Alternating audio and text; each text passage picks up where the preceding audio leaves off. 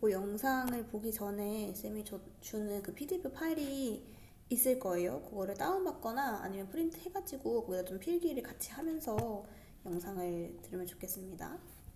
고갈중 3학년 친구들 요거 지난주에 진도를 나갔었는데 다시 보강 영상을 한번 들으면서 공부를 하길 바라요. 소망과 믿음의 노래라는 4단원의 이 소제목인데요. 여기서 우리 문학 작품을 좀 감상하는 방법들에 대해서 조금 배웁니다. 그래서 밑에 보시면은 이육사의 청포도 시가 나오고 이 청포도 시를 분석하고 비평한 정호홍 씨의 이 비평문을 같이 읽으면서 문학작품이란 어떻게 읽고 감상하고 분석을 해야 하는 거구나를 배우는 단원이라고 보시면 되겠습니다. 그래서 먼저 하기 전에 좀 빈 곳에다가 필기를 먼저 하면 좋겠는데 저는 지금 공간이 없어가지고 여기다가 할게요. 일단 우리가 문학 작품, 시든 소설이든 이런 문학 작품을 이제 뭐 분석을 하고 감상을 하죠. 그치? 그렇게 분석을 할 때 네 가지 관점으로 분석을 할 수 있다 라는 것을 이 단원에서 배우게 됩니다. 문학 작품을 분석하는 네 가지 관점. 일단 크게 네 가지가 두 가지로 나뉩니다. 첫 번째는 이 문학 작품이라고 하는 작품, 시라든지 소설이라든지 그 작품 안에 내용이 있겠죠. 그지? 그 내용을 이제 표현하는 방식이 있겠고, 그게 어떤 형식으로 쓰여져 있는지가 있겠죠. 그지? 이렇게 이 작품 안에 있는 내용과 표현과 형식만 보고 문화작품을 분석하는 관점을 내재적 관점이라고 합니다. 안에 있는 것들, 작품 안에 있는 것들을 보고 분석하는 거. 그럼 작품 밖에 있는 것들, 외재적 관점이겠죠? 작품 밖에 있는 것들을 보고서 이 작품을 분석을 할 수가 있거든. 그럼 작품 밖에 있는 것들은 뭐가 있을까? 작품 밖에 이 작품을 쓴 사람, 쓴 작가가 있겠지, 그지? 그리고 이 작품이 써지게 된 배경이 있을 거 아니에요. 그 당시 시대 상황, 사회문화적 상황, 그런 것들이 여기에 반영되어 있을 거고, 그치? 그리고 제일 중요한 거, 작품 누가 읽어요? 독자가 읽죠. 그럼 독자가 이 작품을 읽었을 때 어떤 가치를 얻는가? 어떤 효용 가치가 생기는가? 이렇게 세 가지를 통해서 외재적 관점, 작품 밖에 있는 관점으로 분석을 할 수가 있습니다. 다시 정리해보면요.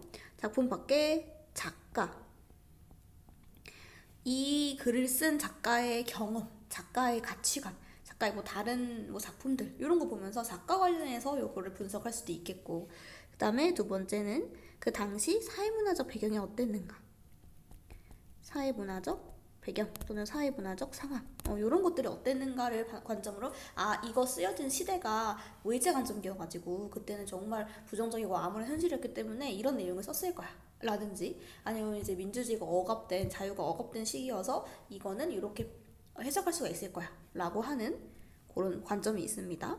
그 다음에 세 번째는 독자 관련, 독자가 이 글을 읽고 이 작품을 읽고 어떤 걸 느꼈는지, 독자한테 어떤 가치가 생길 수 있는지 그런 것들을 중심으로 작품을 분석할 수도 있습니다.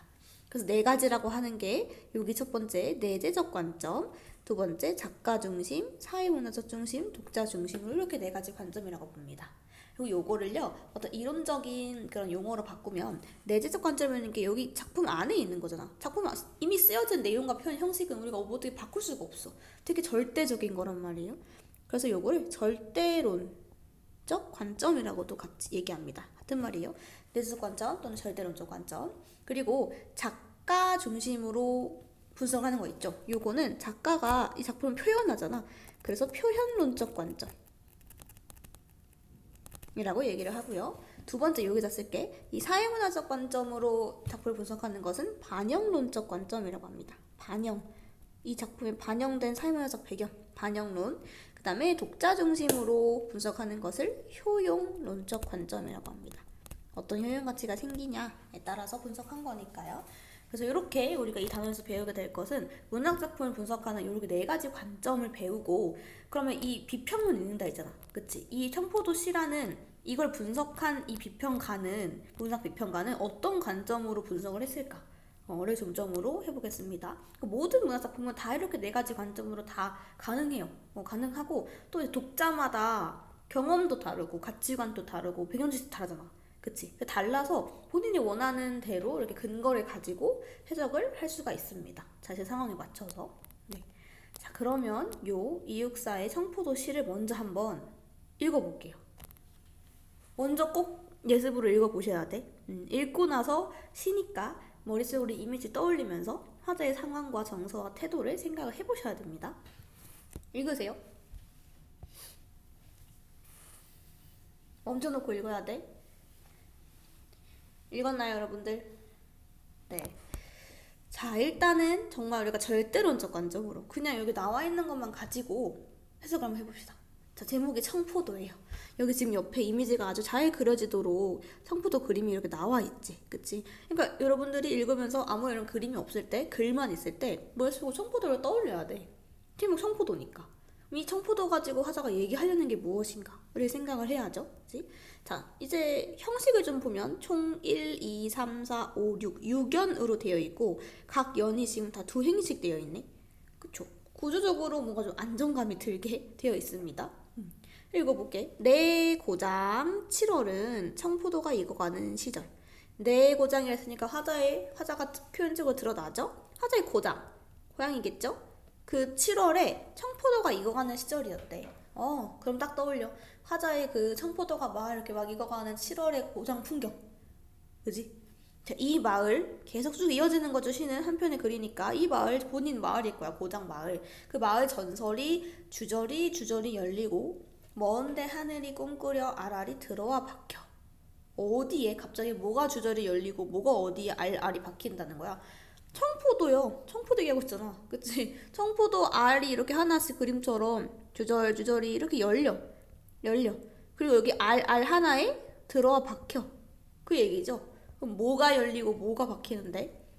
전설. 그 마을의 전설이 열리고 먼데 하늘이 꿈꾸려고 들어와서 박히는 그렇게 열려있는 청포도야. 이해됐나요? 화자가 본인 고장 7월은 청포도가 막 익어가는 시절이었고 근데 그 고장에 있는 청포도는 여기 알 하나하나에 그 마을의 전설과 막 하늘이 꿈꾸려고 박혀있는 그런 알을 이루고 있는 청포도다 라고 지금 얘기를 하고 있는 거죠. 그치? 그러니까 지금 여기 1연이랑 2연을 보시면 청포도 얘기를 하는데 그냥 우리가 일반적으로 알고 있는 그런 청포도가 아니야. 되게 특별한 너무 가치 있는 걸 품고 있는 그런 청포도네. 마을의 전설과 막 하늘 이런 게 들어있다 하니까. 그죠? 청포도 얘기를 했어. 오케이. 다음. 하늘 밑 푸른 바다가 가슴을 열고 흰 돛담배가 곱게 밀려서 오면. 자, 요거 풍경 잘 상상하셔야 돼요. 하늘 밑에 푸른 바다. 하늘 다 지평선 이렇게 있는 바다 모습 착 있죠. 거기 가슴이 열고 흰 돛담배 이게 오는 거야. 곱게 밀려서 오는 거야. 자, 어때요? 풍경의 느낌이 어때, 얘들아? 정말 평화롭지 않니? 바다 가고 싶다는 생각 많이 하지 않니, 너네? 정말 하늘 밑에 푸른 바다 이렇게 파도 치는 거 잔잔한 물결 따라서 돛담배가 오는 모습 너무 평화롭잖아. 그지? 되게 평화로운 지금 풍경이란 말이에요. 잔잔하니? 오면 내가 바라는 손님은 고달픈 몸으로 청포를 입고 찾아온다고 했으니 잠깐만, 내가 바라는 손님? 이거 중요하지. 왜? 화자의 정서잖아. 화자가 오기를 바라는 손님이야. 이 손님이 고달픈 몸으로 청포 입고 찾아온다고 했으니 했어. 이렇게 오면은 찾아온다고 했어. 그러니까 내가 그를 맞아서 이 포도를 다 먹으면 어떤 포도? 청포도. 이거 청포도 계속 얘기했던 그죠? 그 포도를 다 먹으면 두 손을 한폭 적셔서 좋으련. 포도를 딸 때 막 손에 물기가 묻겠죠?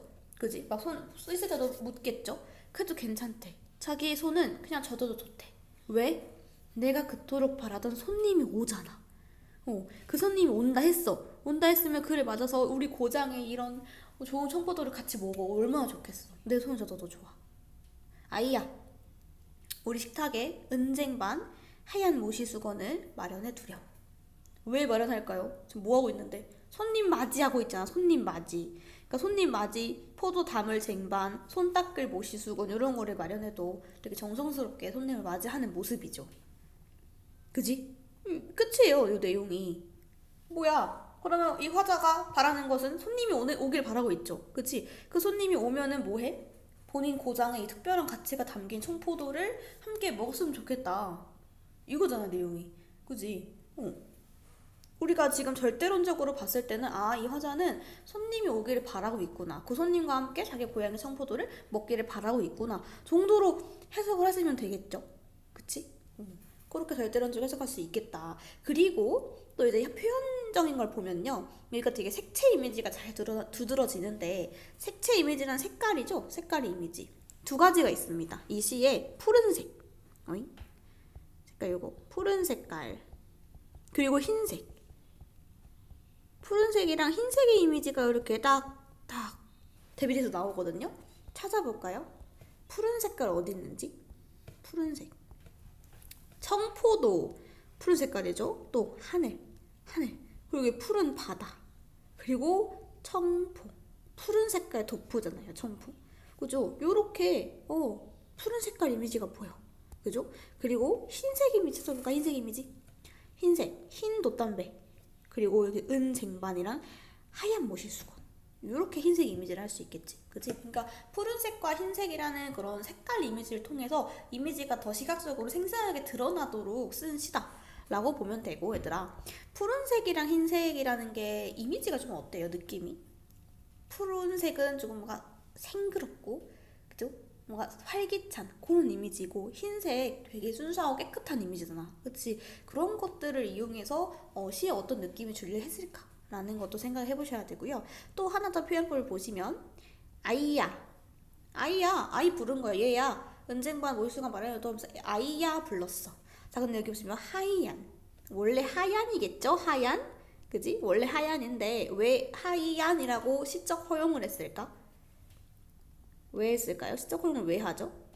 일부러 맞춤법을 파괴한단 말이야. 왜? 운율 살리려고. 시니까.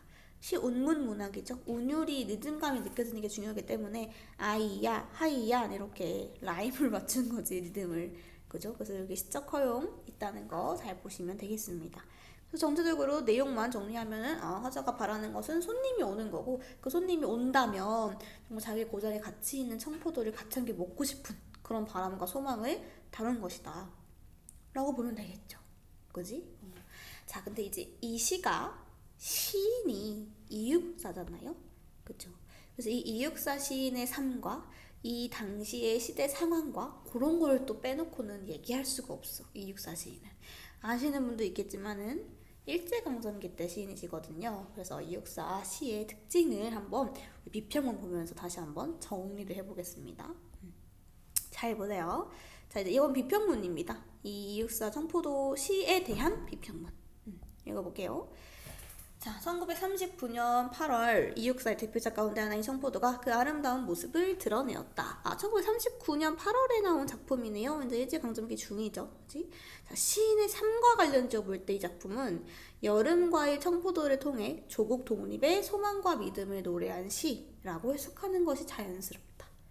벌써 주제와 이 분석 관점이 다 나와 있어, 이 한 문장에. 얘들아, 뭐와 관련돼서 해석할 때? 시인의 삶. 시인의 삶과 관련지어 볼 때 이 작품은 조국 독립의 소망과 믿음을 노래한 시라고 해석을 하는 게 자연스럽대. 자, 아까 문화작품 4가지 기억나시나요? 절대론, 표현론, 반영론, 효용론. 그 중에서 시인의 삶이라는 건 작가와 관련이 있잖아. 그치? 표현론적 관점으로 본다는 거구나. 그렇게 표현론적 관점으로 시인이 어떤 삶을 살았는데, 작가의 경험이 어땠는데 를 통해서 이걸 해석한다면 이 시가 조국 독립의 소망과 믿음을 얘기한 시다 라고 해석한대요. 우리 아까 절대론적 관점으로 봤을 때 시에 나와 있는 내용과 표현만, 형식만 봤을 때는 조국 독립 이런 걸 어떻게 알아?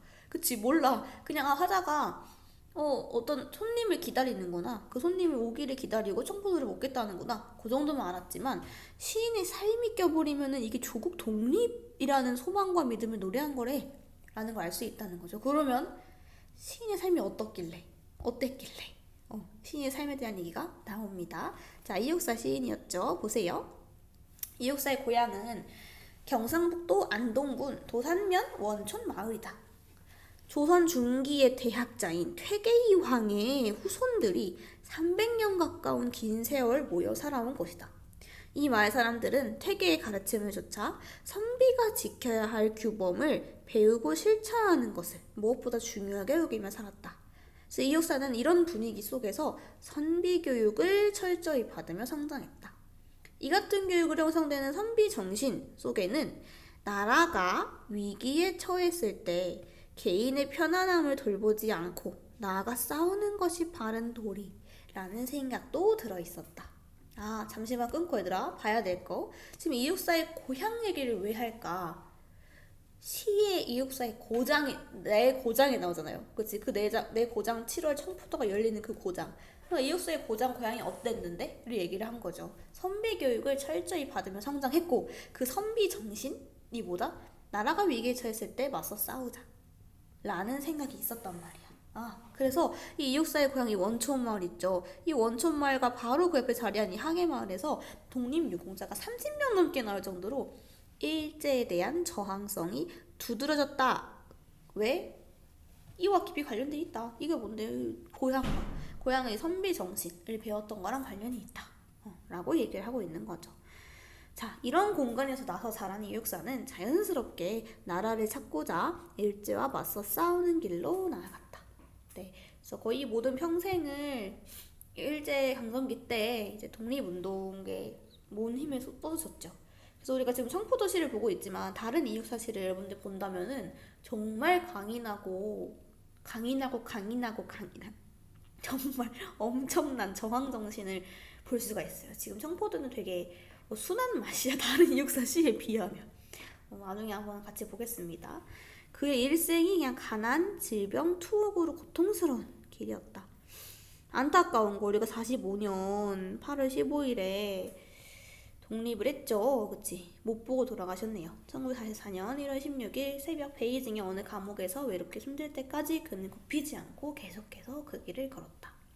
항상 이런 일제강점기 때 저항정신을 드러낸 시를 쌤이 수업을 하면은 물어보는 게 있어, 학생들한테. 너희 혹시 지금 일제강점기라면 독립운동 할 수 있니? 라는 걸 물어보거든? 선생님은 못해요. 선생님은 너무 엄살쟁이기 때문에 그 고문을 버틸 자신도 없을 뿐더러 차라리 죽고 말지. 그런 걸 다 감내하면서까지 또 나만 힘든 것도 아니고 우리 주변 가족들까지 위험에 처해질 수가 있잖아. 친구들까지. 그런 걸 다 감당하면서 내 몸과 마음을 바쳐서 온 인생을 바쳐서 그렇게 나라를 위해서 싸운다는 거는 진짜 쉽지가 않거든요. 그러니까 대단하신 거죠. 시를 통해서 그런 강인한 저항 정신이 드러나 있는 게 참 멋진 것 같아. 일생도 그렇고. 네, 아무튼 그렇습니다. 그래서 이렇게 일제에 대한 저항성이 두드러진 삶을 살았던 이육사의 삶을 통해서 본다면, 그럼 그 당시 일제강점기 때 이육사가 제일 바랐던 게 뭐겠어요? 독립이죠. 우리나라 되찾는 거, 광복이죠. 그러니까 아까 시에서 뭐라 했어? 내가 바라는 손님. 그게 손님이 주로 광복이구나. 이렇게 해석할 수가 있다는 거지. 그치?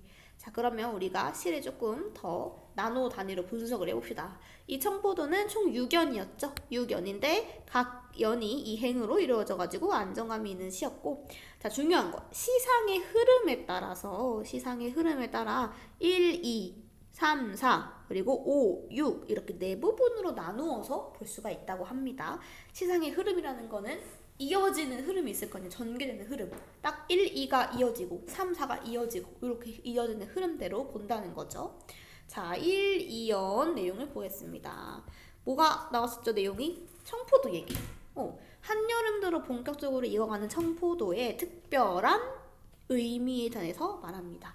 이 시에서 청포도는 단순한 과일이 아니죠. 그 청포도 송이송이가 마을의 역사와 그 마을에서 살아온 사람들의 삶과 그리고 그들의 꿈을 품고 있는 전설이 열린 것이니 매우 가치 있는 존재다. 시 내용 기억나시죠? 이 마을 전설이 주저리 열렸다. 전설. 그 마을 전설이 뭐야? 마을의 역사. 그곳 사람들의 삶. 그들이 품고 있는 꿈. 요런 게 전설이란 말이야. 마을의 전설. 그지? 다의 마을의 전설이에요. 그게 열린 거야. 요 청포도에. 그러니까 매우 가치가 있는 존재겠지? 그지? 그리고 또 다음 행에서 뭐라 했었죠? 알 하나하나에 먼데 하늘이 들어와 박혀 있다고. 여기서 얘기를 해줍니다. 이 먼데 하늘이 뭘 상징한다? 희망. 희망을 상징하는 이 하늘이 들어와 박혀 있으니 그 가치는 더욱 커진다. 다시 정리하자면요. 청포도 아래 뭐가 있다? 마을의 역사와 그 마을 사람들의 삶과 그들의 꿈과 그 다음에 희망. 이런 게 박혀 있다고. 이 청포도에. 그 어떤 희망과 어떤 꿈이겠어요? 풍요롭고 평화로운 세계에 관한 기대. 일제강점기가 정말 살기 힘들었겠지. 그 당시 우리나라 사람들 입장에서 정말 힘들었을 거야. 그러니까 빨리 이런 힘든 생활이 빨리 끝나고 진짜 풍요롭고 평화로운 우리의 터전을, 우리의 땅을 되찾고 싶다라는 기대와 꿈과 희망이 있었겠죠. 그치?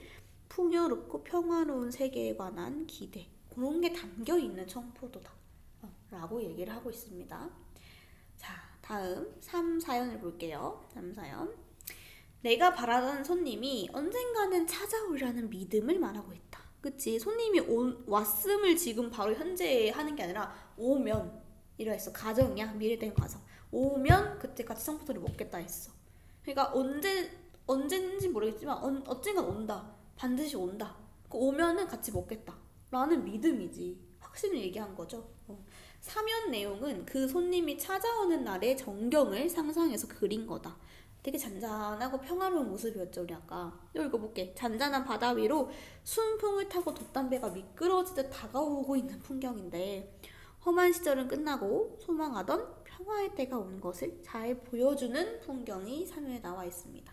평화롭고 잔잔한 험한 시절 언제? 일제강점기. 일제강점기라는 그런 부정적이고 험하고 절망적인 시대는 끝나고 독립이 찾아온 거야. 얼마나 평화롭고 기쁘겠어. 그치? 그런 풍경을 잘 보여주는 게 사면에 나와 있고, 근데 아까 손님을 보시면요, 그냥 오는 게 아니라 고달픈 몸으로 청포를 입고 온다. 그쵸? 이 손님이라는 거 막 편하게 룰루랄라 오는 게 아니란 말이야. 왜 고달픈 몸으로 오겠어? 독립이, 광복이 많은 사람들의 희생과 아픔을 통해서 되찾게 된 거잖아. 그치? 오랜 세월 힘든 싸움을 계속하느라 지쳐서 고달픈 몸으로 돌아오는 이 풍경의 주인공인 이 손님은 뭘 상징한다? 해방된 조국을 상징한다. 라고 볼 수 있겠죠. 왜 이렇게 볼 수 있다고? 이육사의 삶을 통해서 관점을 분석을 하면. 그지? 그러니까 3, 4연에서는 지금 현재는 어때? 현재 일제강점기야. 부정적이야. 지금은 물결이 드높고 바람 거센 고통의 때야. 근데 언젠가는 조국 해방의 날이 올 것임을 믿는 마음을 얘기를 하고 있다. 되게 중요하겠죠. 현재 일제강점기야. 아휴, 우리가 언제 독립할 수 있겠어? 언제 광복할 수 있겠어? 그냥 나라가 잘 살아야지 이러면서 치는 사람들이 많았을 거 아니야. 그지? 근데 이제 그러지 않고 아니야. 언젠간 해방할 수 있어. 언젠간 독립될 거야. 라고 하면서 끝까지 독립을 위해서 노력하신 분이었죠. 정말 대단하죠. 지금 현재 너무 암울하고 절망적인 물결이 드높고 바람이 거센 고통의 시간일 텐데 그걸 버티면서 언젠간 희망적인 언젠간 독립이 올 거야 라고 믿음을 얘기하는 게 정말 대단한 것 같습니다. 자, 이제 5연과 6연 남았고요. 5연 내용을 볼게요. 5연. 손님을 맞아 벌일 즐거운 잔치를 상상합니다. 오면은 청포도를 따먹어. 내 손이 젖어도 괜찮아 라는 얘기를 하죠. 그지? 가치 있는 존재인 이 청포도를 차린 풍성한 식탁에서 함께 즐기는 행복한 잔치. 청포도로 차린 풍성한 식탁. 이 잔치는 뭐야, 손님이 모였어. 해방이라니까. 조국 독립. 그 날이 왔어. 얼마나 행복하겠어요. 이 잔치는 밝고 환한 울음소리가 울리는 가운데 지난 일을 말하고 앞날을 그리는 말의 잔치이기도 할 것이다. 이처럼 즐거운 잔치이니 두 손이 흠뻑 젖는 것이 무슨 상관이랴. 점잖지 못하다는 생각도 손이 더럽혀진다는 염려도 이 잔치판에는 끼어들 수 없다. 그 날이 오기만 한다면 내 손은 들어줘도 괜찮아 라는 게 희생이거든요. 희생. 그런 독립, 광복, 조국 해방의 날이 온다면 나는 내 손이 들어주는 건 정말 괜찮아. 희생정신이에요. 본인의 몸과 마음을 갈아 넣어서 오기만 하면 괜찮다. 그럼 너무 행복할 것 같다. 라고 얘기를 하는 거지. 6연 내용 보겠습니다. 이처럼 행복한 그날에 손님 맞이를 위한 준비에 관해서 얘기를 하고 있다. 잘 익은 청포도를 담을 은쟁반과 손 닦을 하얀 모시수건을 준비한다는 거 참으로 귀한 손님이니 온 정성을 다해야 한다. 를 얘기하고 있는 유견이었습니다. 그래서 마지막 정리 보시면 이육사 시인은 조국 독립의 소망과 믿음을 품고 굽힘없는 투쟁의 삶을 살았습니다. 그래서 이 시 청포도는 그 굳고 뜨겁고 고든 투쟁의 삶에서 피어난 꽃이다 라고 해석을 했습니다. 어떤가요, 여러분들? 이 시가 감명 깊으셨나? 네, 잘 정리를 해서 채웠으면 좋겠습니다. 다 읽었으니까 여러분들 여기 보시면 학습활동에 질문에 답하는 거 있거든요. 스스로 해보세요. 꼭 한 다음에 쌤한테 쌤 다 했어요 라고 얘기를 하면은 답지를 보내줄게요. 알겠죠? 꼭꼭 모든 요것들 다 해보시고 네, 요거를 보겠습니다. 쌤이랑 같이. 우리가 지금 읽은 비평문은 작가 관점, 그러니까 표현적 관점, 이육사의 시인의 삶에 대해서 분석한 관점이었잖아요. 그치? 그러면 이 시를 다른 관점으로 분석할 수 있을 거 아니야. 그치? 다른 관점으로 어떻게 분석했는지를 한번 보겠습니다. 희수, 재우, 민지 이렇게 3명의 학생이 있는데 하나씩 읽어볼게요. 자, 우리 희수. 시 청포도는 일제강점기인 1939년에 발표됐어. 당시 시대 상황을 고려하면 화자가 기다리는 손님은 조국 광복을 의미하는 것 같아. 그렇다면 이 시는 조국 광복을 바라는 마음을 노래한 시라고 볼 수 있지. 자, 우리가 여기서 봐야 할 거, 뭘 근거로 분석을 했나요? 어떤 걸 근거로? 당시 시대 상황을 고려해서 손님을 뭐라고 봤어? 조국 광복이라고 봤죠. 그치? 그거를 밑에다가 정리를 하시면 되겠다. 희수는 해석 근거가 발표된 당시 시대 상황을 근거로 손님을 조국 광복이라고 봤죠. 자, 얘들아, 발표된 당시 시대 상황으로 보는 건 무슨 관점? 무슨 론적 관점? 그 당시 반영된 상황이니까 반영론적 관점으로 본 것이다 라고 할 수 있겠죠. 그치? 자, 재우는 또 어떤 근거, 어떤 관점으로 봤는지. 이육사는 각종 독립운동단체에 가담하여 독립운동가로서의 삶을 살았다. 무슨 삶? 독립운동가로서의 삶. 누가? 시인이, 작가가. 그는 힘들게 독립운동을 하면서 더 많은 애국지사가 나타나 일제와 맞서 싸우길 바랐을 거야. 그래서 나는 이 시의 손님이 독립운동을 함께할 애국지사를 의미하는 생각해. 손님을 기다리는 상황을 설정해서 그와 함께하기를 바라는 마음을 표현한 것이지 라고 해석을 했습니다. 자, 재우는 정리하자면 이 손님을 독립운동 함께할 애국지사라고 봤어. 그 근거가 뭐였죠? 이육사의 시인의 독립운동가로서의 삶이에요. 그치? 독립운동가로서의 삶. 결국 시인의 삶이죠. 그치? 시인의 삶, 작가의 삶을 통해서 분석한 것을 표현론적 관점이라고 하죠. 자, 민지 말 읽어보겠습니다. 시를 꼭 시가 발표된 당시 시대 상황이나 시인의 삶과 관련해서 해석할 필요 없는 것 같아. 나는 시에 나타난 표현을 바탕으로 해서 청포도를 해석했다.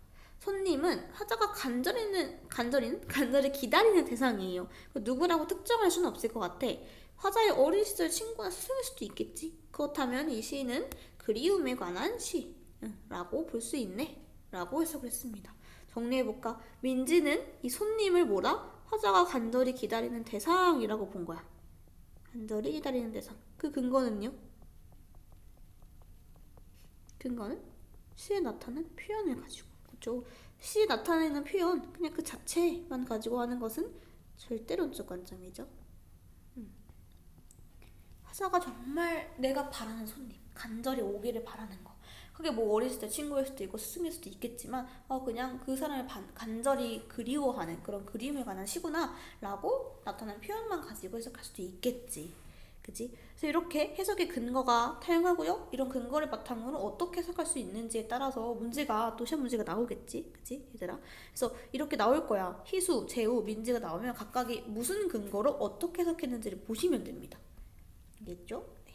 여기까지 다 정리를 해보시고요. 또 중요한 내용이 있으니까 요거 한번 짚고 넘어갈게요. 자, 문학작품이 다양하게 해석이 됐잖아. 그치? 왜 그러냐? 독자의 지식, 경험, 가치관에 따라서 다양하게 해석이 될 수 있는 거예요. 독자의 지식과 독자의 경험, 독자의 가치관이 뭔데? 읽어볼게요. 지식이란 그러니까 이 작품 내용이나 작가랑 관련된 독자의 배경 지식.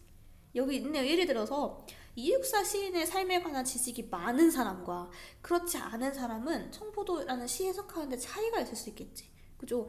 이육사 청포도 보자마자 이육사 시인 누군지 알아. 다른 작품은 다 알아. 그럼 이 사람이 이미 일제강점기 때 독립운동가로 삶을 살았다는 것도 알아. 그렇게 알고 시를 읽는 것과 아예 모르고 처음 보고 읽는 거는 해석이 달라질 수밖에 없겠죠. 그치? 그러니까 독자의 배경 지식에 따라서 해석이 다양하게 나타날 수 있다. 라는 거. 두 번째, 경험.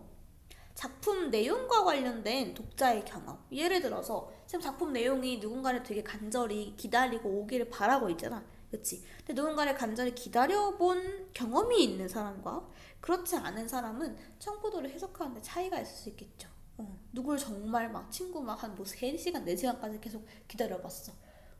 그러면 정말 얼마나 간절한 마음으로 기다려봤는지를 알잖아요. 경험을 해봤잖아요. 그치? 그런 사람과 한 번도 뭐 기다려보지 않고 누구가 오기를 바라지 않았던 사람이 시를 느끼는데 다양한 그 해석이 좀 다르겠죠. 그치? 마지막 가치관입니다. 대상의 가치를 판단하는 독자의 관점과 태도. 예를 들어 독자에 따라 현실 세계를 그린 작품이 더 가치 있다 생각할 수도 있고 이상 세계를 그린 작품이 더 가치 있다 생각할 수도 있고 그러니까 나는 이런 식으로 일제강점기라는 그런 현실에 억압된 삶과 그거 절망적인 삶에 대한 막 저항 의지 저는 시가 좋아 라고 할 수도 있고 아니면 어떤 사람은 그냥 뭐 너무 현실 반영된 거 말고 좀 그냥 시니까 가볍게 본인이 원하는 꿈과 희망 이런 것만 그렸으면 좋겠어 라는 사람이 있을 수도 있잖아요. 그치? 그러니까 본인이 생각하는 관점과 태도, 가치관 그런 거에 따라서도 다양하게 해석이 될 수가 있다 라는 거죠. 그래서 독자의 지식, 경험, 가치관에 따라서 다양하게 해석될 수가 있다. 그리고 다양하게 해석할 때 4가지 관점을 근거로 해석을 할 수가 있다 라는 걸 배웠습니다. 자, 마지막으로 우리 윤동주의 이 새로운 길에 대해서 한번 보겠습니다. 자, 관점을 좀 여러 가지로 우리가 배웠으니까 적절한 근거를 들어서 해석해보라 하잖아. 제일 처음으로 일단 절대론적 관점으로 봐야겠죠? 모든 시든 얘들아 너희 나중에 모의고사를 풀든 수능을 풀든 시든 소설이든 항상 옆에 이제 보기가 있을 거야. 없는 것도 있지만 근데 아무튼 보기가 있을 때 그 시에 대해서 설명을 해주는 보기가 있거든요. 그걸 먼저 읽고 나서 풀지 말고 시를 보고 너희가 스스로 이 화자가 얘기하려는 게 뭐지? 이 시야가 왜 나왔을까? 이 시의 의미가 뭘까? 라는 걸 생각해 봐야 돼. 그거 생각하는 연습을 하셔야 보기 같은 거 안 나올 때 스스로 이 시를 해석하고 감상할 수가 있어요. 그지? 그러니까 절대론적 관점으로 일단 먼저 너희가 한번 분석을 해봐. 근거에 대해서 해석을 해보세요. 그리고 나서 자 여기도 시인이 윤동주 시인인데 이육사 시인처럼 이제 일제강점기 때 활동한 시인이세요. 그래서 그 당시 반영론, 당시 시대 상황 또는 윤동주 시인의 삶과 경험과 시인의 특징 같은 걸 통한 표현론적 이런 식으로 해석할 수가 있겠죠. 그치? 그리고 당연하게 이 시를 읽고 너희가 느끼는 효용 가치라든가 너희의 생각을 위주로 분석을 할 수도 있겠죠. 그지? 다 한번 근거를 들어서 해석을 해봅시다. 자, 일단 절대론적으로 시를 한번 읽어보시면 윤동주의 새로운 길. 너네 혹시 우리 1학기 지금 1학기지만 그 중간 공부하면서 어머니는 이슬을 왜 떨어주셨는가 였나요? 수필? 그거 했던 거 기억나니? 거기서 길이 의미하는 게 뭐였어? 길을 걷는다, 길을 걸어간다 라는 거는 크게 보면은 인생을 살아가는 거를 길을 걸어간다에 비유를 하거든. 내가 새로운 길을 개척할래 라는 건 새로운 인생 방향을 개척한다고도 해석이 되잖아요. 그치? 그러니까 새로운 길이라는 건 인생 살아가는 삶인가? 라는 생각을 먼저 일단 좀 듣는 게 좋겠어. 새로운 길. 되게 짧죠, 시가? 5연입니다. 내를 건너서 숲으로, 고개를 넘어서 마을로, 어제도 가고 오늘도 갈, 나의 길 새로운 길. 민들레가 피고 까치가 날고 아가씨가 지나고 바람이 일고 나의 길은 언제나 새로운 길. 오늘도 내일도. 내일 건너서 숲으로 고개를 넘어서 마을로. 라는 짧은 시입니다. 그럼 딱 봤을 때 얘들아 형식적으로 뭐가 보여요? 여기 1연과 5연이 완전 똑같죠? 그치? 시의 첫 연과 끝연이 구조적으로 내용적으로 비슷하다 하면 우리가 수미상관이라 하잖아. 그죠? 완벽한 수미상관이 지금 나와 있습니다. 그리고 3연을 기준으로 나에게 새로운 길, 나의 길 새로운 길. 어제도 가고 오늘도 간다. 오늘도 가고 내일도 간다. 그 다음에 요렇게 완전 똑같잖아. 그지? 3연을 기준으로 지금 2, 4연과 1, 5연이 대칭이에요. 택할 것만이에요. 3연을 딱 기준으로 봤을 때 2, 4, 1, 5가 내용적으로 대칭을 이루네 라는 것도 볼 수 있습니다. 그지? 자, 그러면 내용을 좀 더 보시면 어디로 가나요? 하자가 지금 숲으로 마을로 갑니다. 근데 뭘 건너가야 돼. 쉽게 갈 수가 없어. 내일을 건너야 돼. 고개를 넘어야 돼. 숲으로 마을로 갑니다. 계속해서 걸어가요. 계속 숲으로 마을로 가. 어제도 가고 오늘도 가고 또 뭐 내일도 가. 맨날 가. 똑같은 길을 그냥 숲이랑 마을 걸으려고 맨날 가는데 그게 매일 새로운 길이래. 생각해보세요. 여기 인생이면 매일 똑같은 일상을 살아간다 하면 매일매일 새롭고 즐거울까? 얘들아? 매일 똑같은데? 너무 지루하고 어디 떠나고 싶지 않을까요? 그치? 근데 되게 대단한 거지 이건. 매일 지루하고 매일 똑같은 삶을 사는데도 그걸 매일매일 새로운 마음가짐으로 새로운 길이네? 라고 생각하면서 살아가겠다는 거잖아. 새로운 길을 걷는다는 건. 그치? 그 길을 걸으면서 만날 수 있는 것들이 3연에 나오고요. 민들레 펴있네, 까치 나네, 좀 아가씨 지나가네, 바람이 부네, 이런 것들. 길을 걸으면서 만날 수 있는 뭐 자연물들, 사람들 나옵니다. 그러니까 매일매일 똑같은 길을 숲과 마을 향해서 걸어가는데 그거를 매일 새로운 마음으로 걷겠다 라는 거겠죠. 항상 새로운 길이라고 생각하면서. 그 내용이에요. 그게 절대론적 관점으로 해석이 다 끝난 겁니다. 그지? 그럼 이거를 이제 우리가 반영론, 표현론을 좀 볼까? 일제강점기라는 부정적인 현실 상황에서 매일매일 하루하루가 너무너무 힘들 거 아니야. 그치? 그럼 그 와중에 가고자 하는 숲과 마을은 어디일까요? 그러니까 화자가 바라는 목적지겠지? 이상향이겠지? 이상적인 세계겠지? 그럼 일제강점기 때 이상적인 세계의 목적은 뭘까요? 독립, 그죠? 평화로운 우리 세계라고 할 수 있겠지.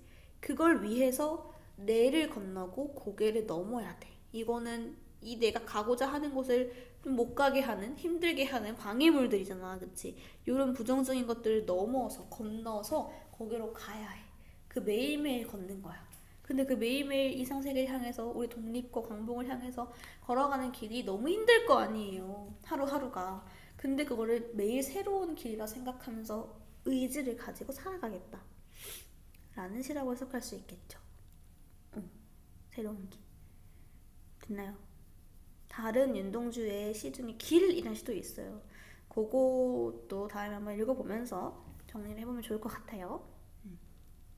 그리고 효용론적으로는 여러분들이 이렇게 생각해보시면 돼. 아, 나는 매일 똑같은 삶을 살면서 너무 지루하고 힘들어 했는데 이 시는 항상 새로운 마음가짐으로 의지를 가지면서 살아가고자 하는 마음을 담고 있구나. 나도 이렇게 매일 똑같은 삶이지만 좀 의지를 가지고 새롭게 배우면서 뭐 살아가야겠다.